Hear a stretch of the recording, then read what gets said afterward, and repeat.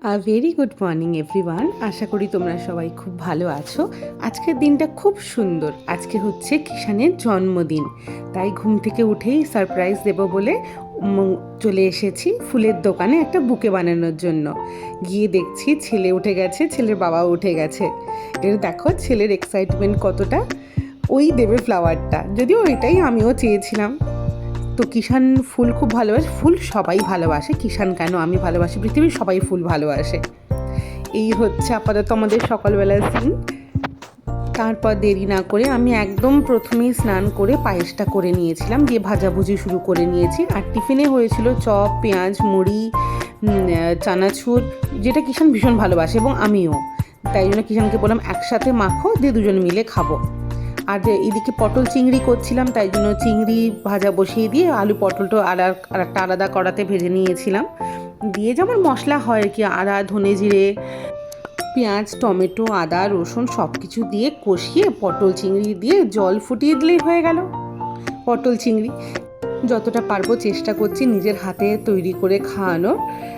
কিষান বাড়ির খাবার খেতে ভীষণ ভালোবাসে। আরেকদিকে বসিয়ে দিয়েছি দই মাছ, তার জন্য মাছটা একদম হালকা করে ভেজে নিয়েছি। দিয়ে পেঁয়াজ বাটা, আদা রসুন বাটা, পোস্ত, কাজু, এগুলো সব বেটে দিয়ে ভালো করে তেল ছেড়ে যাওয়ার পর ভালো করে দই ফাটিয়ে নিয়ে যেটা রেখেছিলাম সেটাও দিয়ে দিলাম। দিয়ে ঢাকা দিয়ে ভালো করে কষে যখন তেলটা ছেড়ে দেবে একটু জল দিয়ে মাছটা ভালো করে ফুটিয়ে নিয়েছিলাম।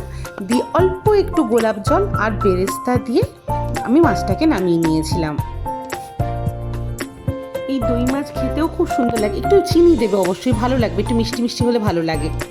তারপরে আমি একটু ফ্রাইড রাইসও করেছিলাম, এমনি রাইসও করেছিলাম আর ফ্রাইড রাইসও করেছিলাম।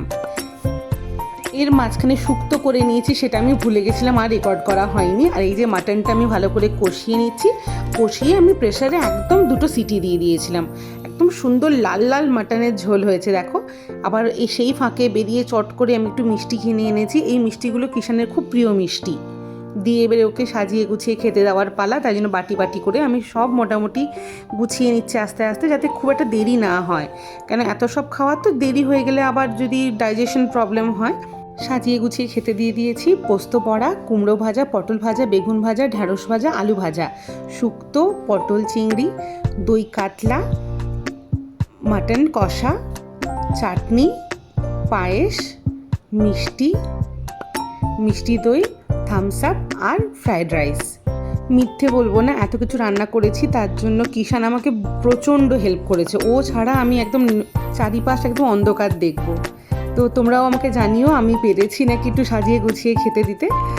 দিয়ে সন্ধেবেলায় আমি একটা কেক অর্ডার করেছিলাম, খুব সুন্দর কেকটা বানিয়ে দিয়েছিল আমাদের এখানে একজন দিদি আছে, সঙ্গীতাদি। মেদিনীপুরে যারা থাকো তোমরা যদি সঙ্গীতাদির নাম্বার নিতে চাও তুমি আমাকে বলবে, আমি অবশ্যই তোমাদেরকে জানিয়ে দেবো। ভীষণ ভালো কেক বানায়।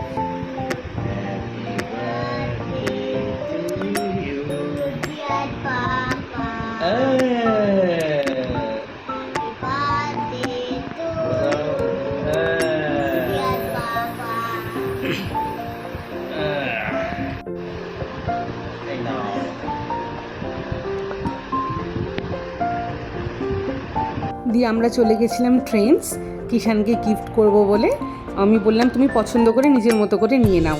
যদিও টি শার্টটা আমি পছন্দ করেছি, জানিও তো কেমন হয়েছে টি শার্টটা, কালারটা তো খুব ভালো লেগেছে আমার। আর একটা জিন্স কিনে দিয়েছি, আর একটা জুতোও কিনে দিয়েছি, কিন্তু সেটার আর ভিডিও করা হয়নি, ফটোও তোলা হয়নি। একটা সুন্দর দিন তোমাদের কাছে তুলে ধরার চেষ্টা করলাম। যদি ভালো লেগে থাকে অবশ্যই like, comment and subscribe. Thank you. সবাই খুব ভালো থেকো।